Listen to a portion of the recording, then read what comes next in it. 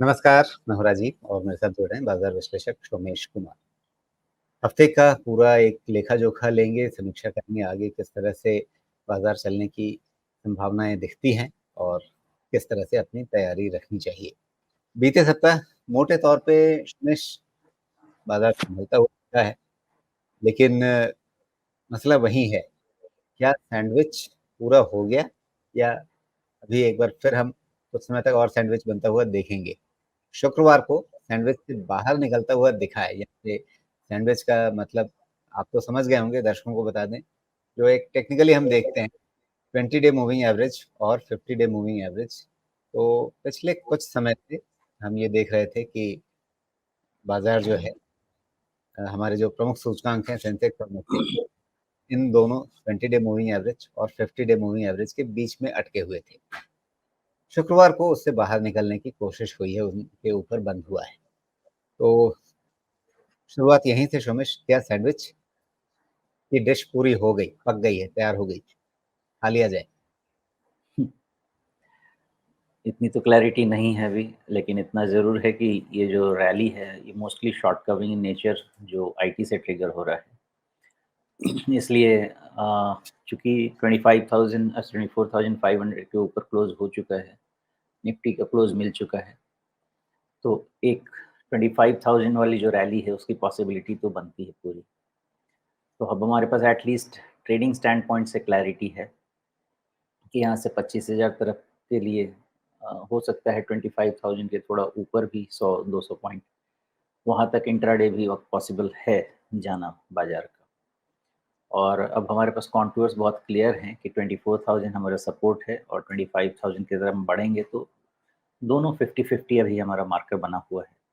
लेकिन इतने की पॉसिबिलिटी ज़रूर है और इसमें मेन बाज़ार में कंट्रीब्यूशन कहीं-कहीं जयघोष शुरू हो गया है कि अब रिकॉर्ड हाई इसी महीने। पॉसिबल है बिकॉज़ ये जो 25,000 खींच रहा है 100-200 पॉइंट ऊपर तो हो रहा है, तो उसकी पॉसिबिलिटी है। जी, मतलब 100-200 पॉइंट ऊपर निकल गए तो अभी जो हमारे पास इस समय के हिसाब से रिकॉर्ड है वो है 25,078 का, तो वो पार हो सकता है। हो सकता है। जी, और फिर अगर वो पार हुआ तो फिर पुराना अपने को शुरू करना होगा जो कि 25,750 तक एक्सटेंशन पॉसिबल है इस रैली का। फिर वहाँ जी, तक देखेंगे, हो सकता है 200 पॉइंट नीचे भी रह जाएँ, लेकिन वहाँ तक की पॉसिबिलिटी लेके चलेंगे। जी। लेकिन 24,500 से ऊपर के इंडेक्स पर हम ये बात कर रहे हैं कि 25,100, 25,200 वगैरह बन सकते हैं, नया रिकॉर्ड हाई बन जाएगा। तो ये खुश होने वाली बात है या कितना है ये अपसाइड? 2%? अब वैसा ही रहेगा, यहाँ से बहुत अपसाइड नहीं मिलने वाला है ट्रिगर्स भी नहीं है, वैल्यूएशन का सपोर्ट भी नहीं है।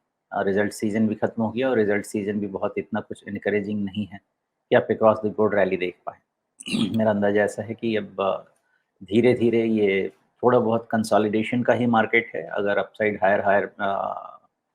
हायर हाई बनता भी है, तो उसमें बहुत ज़्यादा स्ट्रेंथ नहीं रहेगी। लेकिन हाँ, जो बहुत अडेप्ट ट्रेडर्स हैं, उनके लिए थोड़े बहुत ट्रेड करने के मौके बन सकते हैं लॉन्ग साइड के। जी।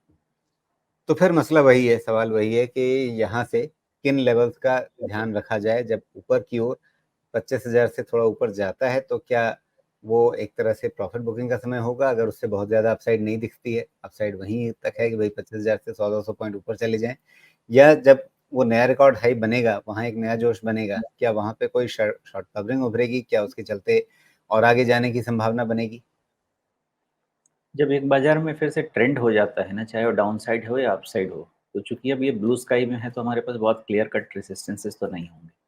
जो हम प्रोजेक्ट करते हैं, उसके बेसिस पे देखते हैं। लेकिन जब तक फिर से ट्रेंड नेगेटिव नहीं हो जाए, फॉर एग्ज़ाम्पल 24,000 के नीचे नहीं चला जाए, अपसाइड कहाँ तक आएगा, इसका अंदाज़ा नहीं लगता है।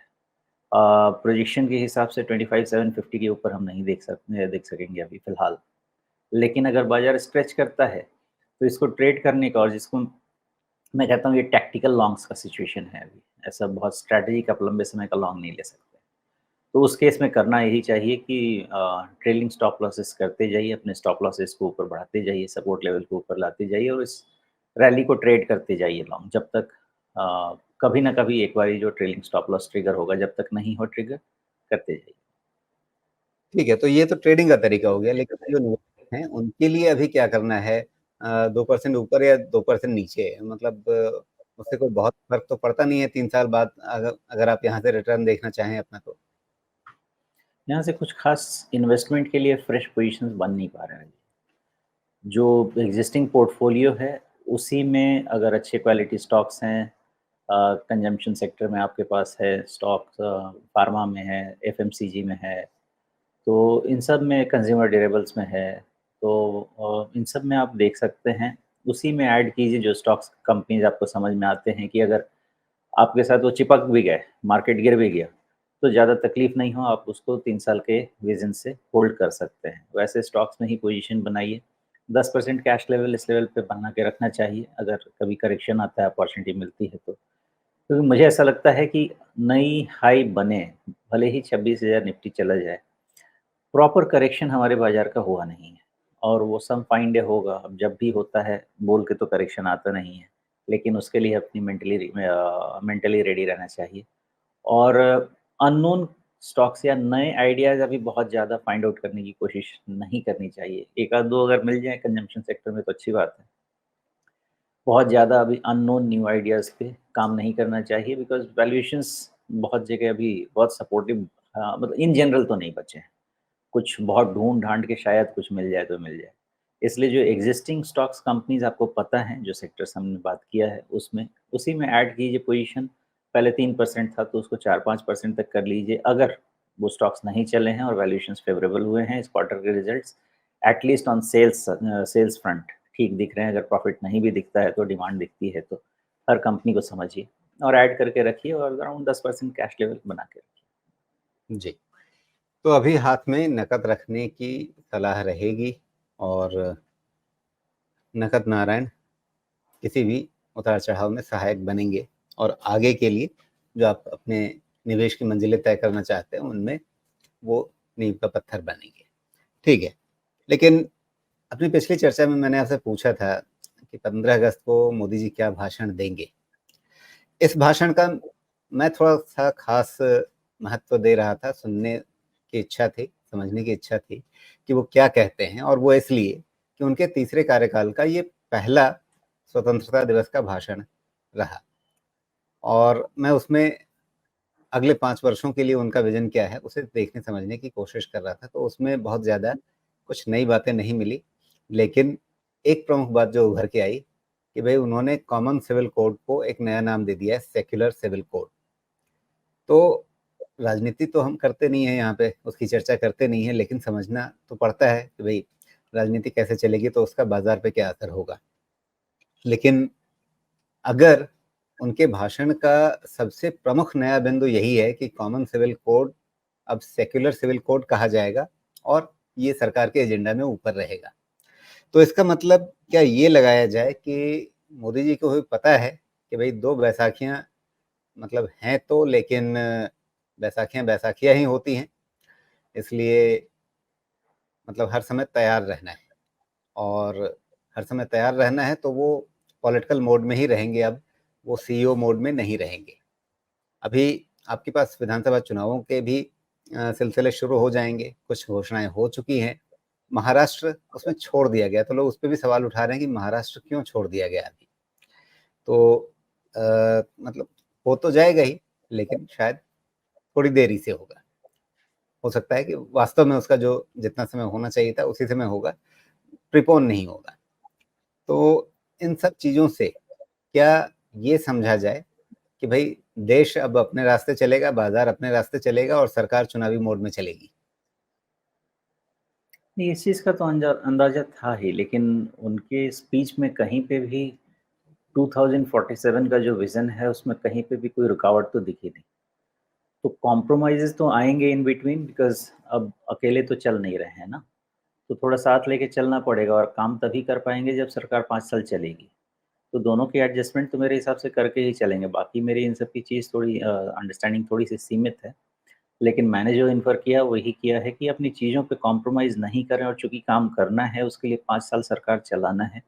इसलिए ये भी मैसेजिंग बहुत क्लियर है कि सबको साथ लेके चलना होगा और थोड़ा ठीक भी है क्या खराबी है? अगर सबको साथ लेके चलना है, आप अकेले नहीं चल पा रहे हैं, तो थोड़ा सबका सुन के चलना भी पड़े तो कोई दिक्कत नहीं है, लेकिन 5 साल चलना ज़्यादा ज़रूरी है तो काम कर पाएँगे। मोस्ट लाइकली लाइकली इंडिया का जो इकोनॉमिक ग्रोथ है ना, अब ये डिफ़ॉल्ट मोड में चला गया है। अगर कोई बहुत बेवकूफ़ी नहीं करे, चाहे कोई भी गवर्नमेंट हो, अगर बहुत बेवकूफ़ी नहीं करे और जो बिज़नेस हाउसेज़ हैं, जो इंडस्ट्रीज़ हैं, उनको किसी तरह से जानबूझ के बहुत तकलीफ़ नहीं पहुँचाए, तो इंडिया का जो बिज़नेस और इकोनॉमिक ग्रोथ है, ये डिफ़ॉल्ट मोड में ग्रोथ की तरफ निकल चुका है। ये अपने रोके अब रुकने वाला है नहीं। इसको रोकने रोकने के लिए आपको कोशिश करनी पड़ेगी।